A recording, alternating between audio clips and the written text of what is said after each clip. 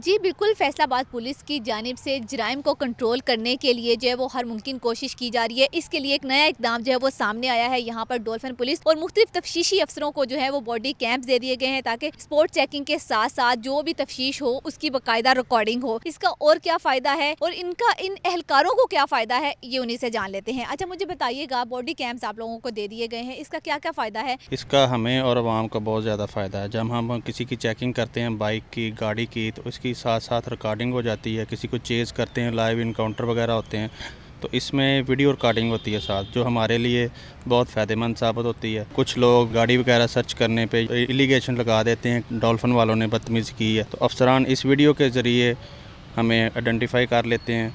अच्छे तरीके से हम अपने आप को भी बेहतर करते हैं और आवाम के लिए भी इसमें बहुत ज़्यादा बेहतरी है। बिल्कुल, आपने सुना कि इनका यही कहना है कि कैमरा जो हैं वो बहुत मावन साबित हो रहे हैं हमारी ड्यूटी के दौरान।